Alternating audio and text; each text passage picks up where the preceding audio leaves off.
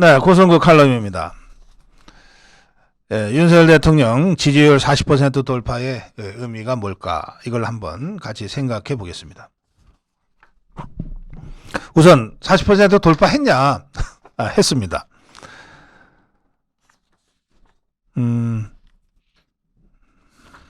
데일리안이 여론조사 공정에 의뢰해서 지난 5일, 6일, 월요일, 화요일입니다. 수행한 전국 남녀 1000명을 대상으로 조사한 결과에 따르면 윤석열 대통령 국정수행 긍정평가가 41.5 나왔습니다. 연령별로 살펴보면 20대에서 38.9가 나왔는데 이것은 그 전 조사에 비해서 11.9%가 상승한 거고요. 30대에서 40%가 나왔는데 이것도 7.4%가 상승한 결과입니다. 40대에서는 30%가 나왔는데 이것도 7.4%가 상승해서 이렇게 나왔습니다. 전 연령대에서 윤석열 대통령 지지율이 상승했고 그 결과 긍정평가가 41.5%가 나왔습니다. 이게 리얼미터 38점 얼마 그리고 또 다른 조사에서 39점 얼마가 어제 발표가 됐고 오늘 이 여론조사 공정에서 40을 이제 넘어섰습니다. 아주 의미 있는 또 다른 그 조사는요.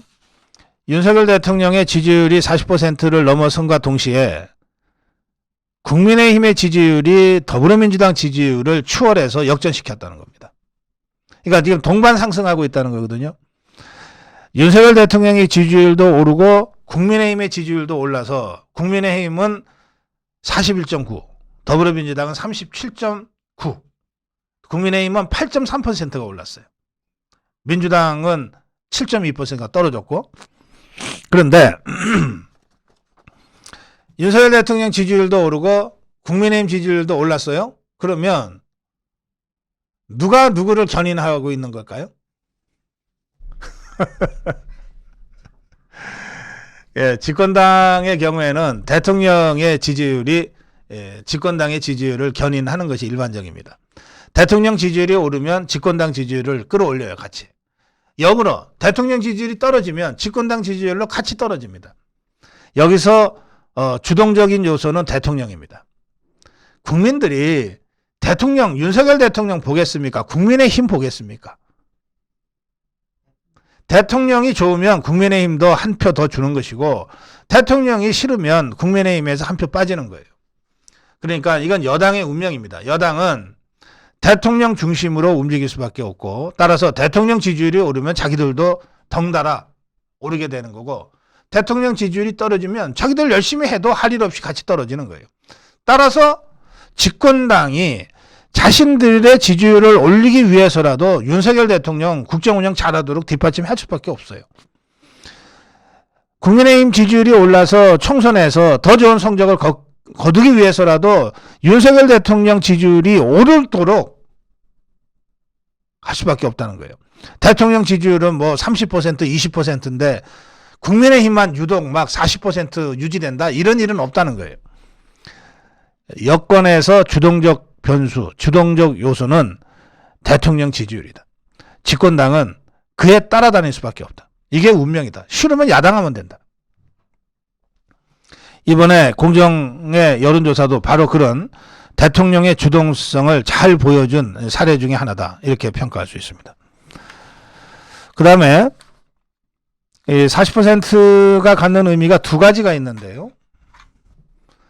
첫째는 그동안 한 몇 달 가까이, 몇 달 이상 이게 30%대 박스권에 갇혀 있었잖아요.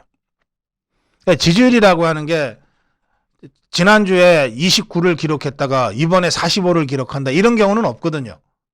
그거는 뭔가 조사가 잘못된 겁니다.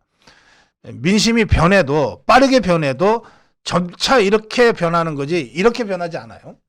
그러니까 30%대에 갇혀 있었다는 것은 더 떨어지지 않는 것도 되지만 더 올라가기도 어려운 것이 되는 거예요.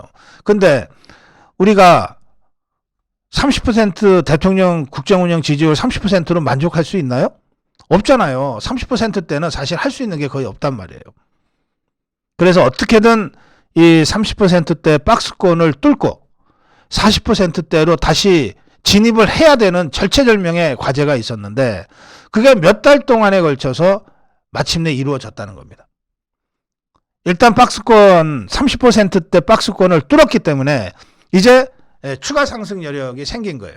그래서 이번에 41.5 뭐 다음 주 나오면 43, 44 나올 거라고 봅니다. 이렇게 해서 대통령 선거 때 얻었던 48%까지 가는 것은 크게 어렵지 않아요.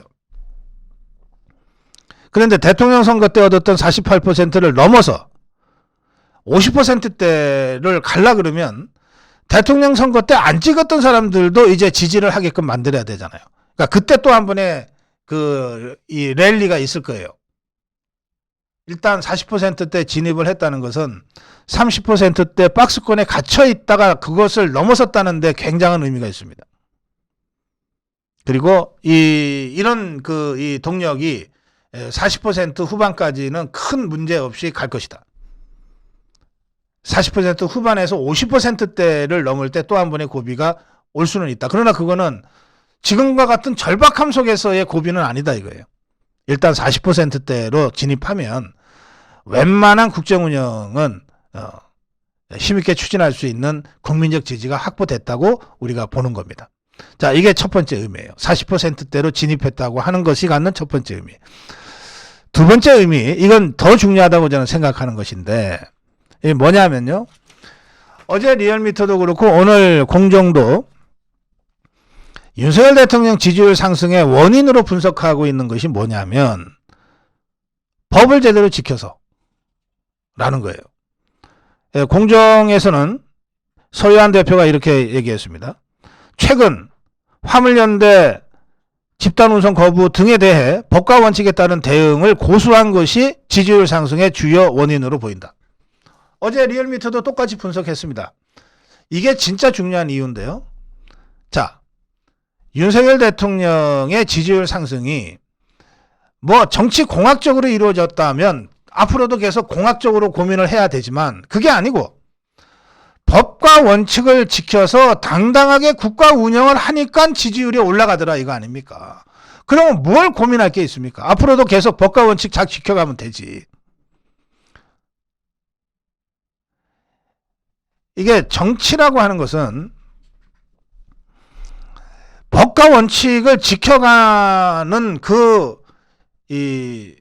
흐름 속에서 뭔가 정치적 기획이 덧붙여지면 좋은데 법과 원칙이 없어진 상태에서 정치 기획만으로 뭘 하려고 그러면 그야말로 일희일비할 수밖에 없어요. 어떤 기획은 효과를 거둘 수도 있지만 어떤 기획은 기대와 달리 뭐 실패할 수도 있잖아요. 그럼 그때마다 지지율이 널뛰고 국정운영이 좌우로 흔들릴 수밖에 없잖아요.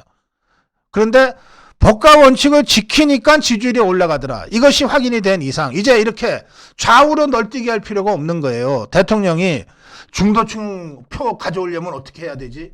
아, 이거 광주를 가야 돼 말아야 돼? 아, 이러다가 우리 고정 지지층 영남 쪽에서 또 실망하면 어떡하지? 이런 이 정치공학적인 고민을 하기 시작하면 안정적인 국정운영이 불가능해진단 말이에요. 좌로 갔다 우로 갔다가 좌고 우면하게 되는 거예요. 그러면 이것은 정말 국가의 불행이고 그리고 대통령의 안정적 국정운영이 불가능해지는 상황이 되는 거예요. 파퓰리스트들의 말로가 그렇죠. 표 따라다니다 보면 아무것도 안 되는 거예요. 그런데 지금 윤석열 대통령의 지지율 상승 거의 대부분의 전문가들이 법과 원칙을 지키니까 지지율이 오르더라 이거 아닙니까? 그럼 법과 원칙의 좌우우면이 어디 있습니까? 법과 원칙의 좌충 우돌이 어디 있어요? 그냥 정도로 나가기만 하면 되지. 그 점에서 왜 우리가 10개월 전에 3월 9일 날 윤석열 대통령을 대한민국 대통령으로 선택했는가? 다른 사람은 몰라도 윤석열 대통령만큼은 윤석열 후보만큼은 법과 원칙은 제대로 지켜줄 거야 라고 하는 믿음이 있었고 그 믿음이 투사돼서 윤석열 대통령 당선, 윤석열 정부 출범으로 이어진 것 아닙니까? 그런데 그 국민적 기대에 제대로 부응하기만 하면 법과 원칙을 제대로 지키기만 하면 지지율이 오른다는 거예요. 이게 경험적으로 지금 확인되고 있잖아요. 그러니까 이것은 향후 향후 윤석열 대통령이 그야말로 정치공학적으로 좌우우면하지 말고 좌우우면하지 않고 자신의 철학대로 자유민주주의와 시장경제와 법치를 지키기 위한 그 정도를 당당하게 뚜벅뚜벅 걸어가는 것만으로도 정치적 지지율이 상승될 수 있다고 하는 확신을 윤석열 대통령이 할 수 있게 됐다는 점에서 매우 중요한 의미가 있다는 겁니다. 예, 저는 그래서 최근 이 화물연대 집단 운송 거부라고 하는 또 민노총의 총파업이라고 하는 이 사태를 윤석열 대통령과 윤석열 정부가 정말 당당하면서도 현명하게 이 사태를 잘 주도했고 정면 돌파를 하는 데 성공했다. 그것이 국민적 지지의 동력이다. 앞으로도 윤석열 대통령이 법과 원칙을 지킴에 있어 한치의 흐트러짐 없이 당당하게 국정을 해나갈 수 있는 그런 동력을 지금 확보하는 데 성공했다. 이 점을 제가 높게 평가하고 그것이 이번 여론조사에서 가장 중요한 정치적 함이다. 이렇게 말씀드립니다. 고성국 칼럼이었습니다.